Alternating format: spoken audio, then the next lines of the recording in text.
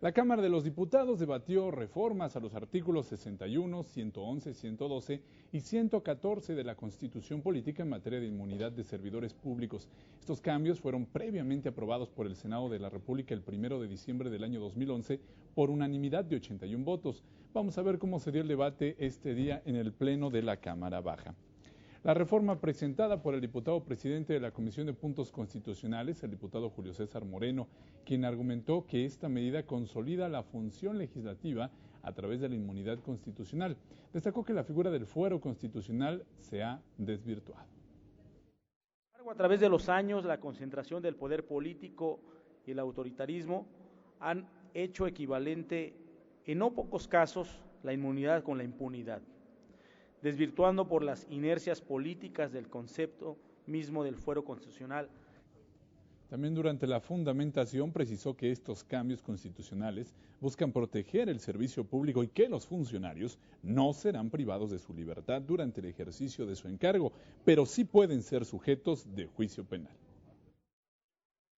Que los servidores públicos no puedan ser privados de su libertad durante el ejercicio de su cargo, pero sí puedan ser sometidos a proceso penal en la comisión de un delito, continuando en sus funciones hasta en tanto se dicte la sentencia condenatoria respectiva y ésta haya causado ejecutoria. El legislador presidente de la comisión argumentó que estos cambios constitucionales responden a una vieja demanda social para modificar el sistema de inmunidad de los servidores públicos para evitar precisamente la impunidad. Aspiramos a que los servidores públicos, los ministros de la Suprema Corte de Justicia de la Nación, los magistrados, los secretarios de despacho, los diputados locales, el Procurador General de la República, los gobernadores, el Procurador del Distrito Federal, por señalar algunos más, respondan ante la justicia penal y no se escuden en el desempeño de sus cargos públicos. Y vinieron los posicionamientos de los grupos parlamentarios. Movimiento Ciudadano presentó moción suspensiva antes, al considerar que esta reforma vulneraría el equilibrio entre los poderes de la Unión. Esta reforma es un engendro político en que al mismo tiempo que debilita al poder legislativo, constituye un monumento al presidencialismo autoritario y sin contrapesos. Al presidente no se le toca ni con el pétalo de una línea en la Constitución. La moción suspensiva se rechazó en votación económica por el Pleno, lo que dio paso a los posicionamientos de los grupos parlamentarios, como le comentaba. La diputada del Partido del Trabajo, Lilia Aguilar, señaló que esta reforma presenta un debilitamiento del poder legislativo, tanto local como federal, ante el Ejecutivo.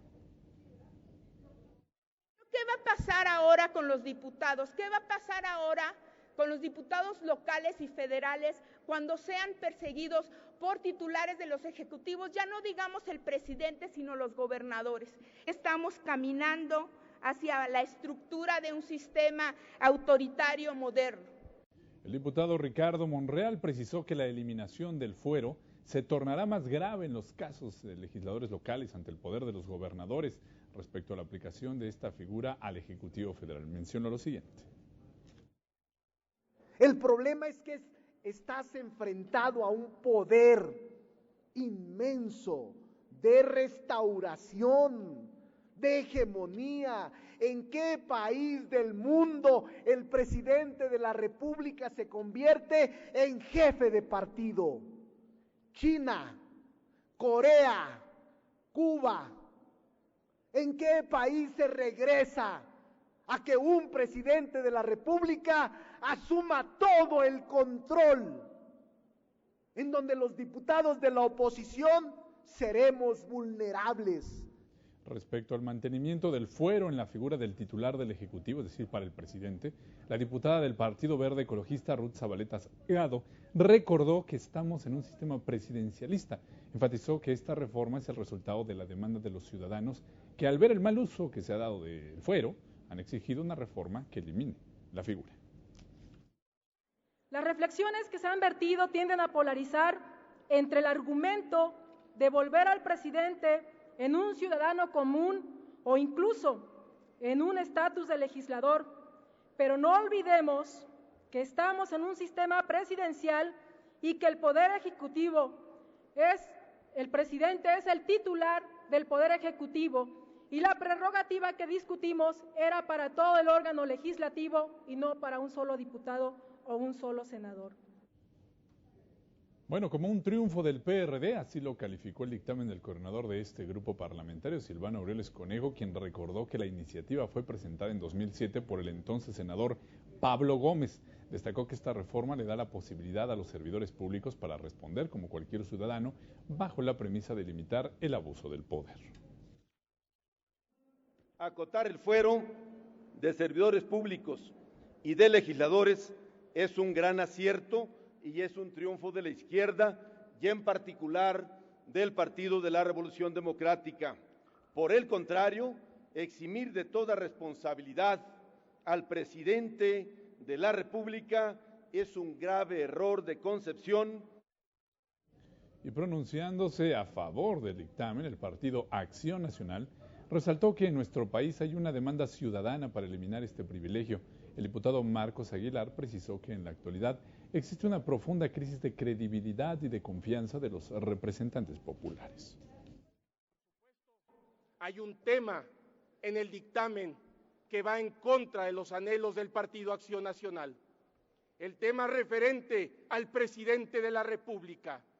Nuestro principio es justamente que en este país ningún mexicano debe gozar de un privilegio por encima de un ciudadano.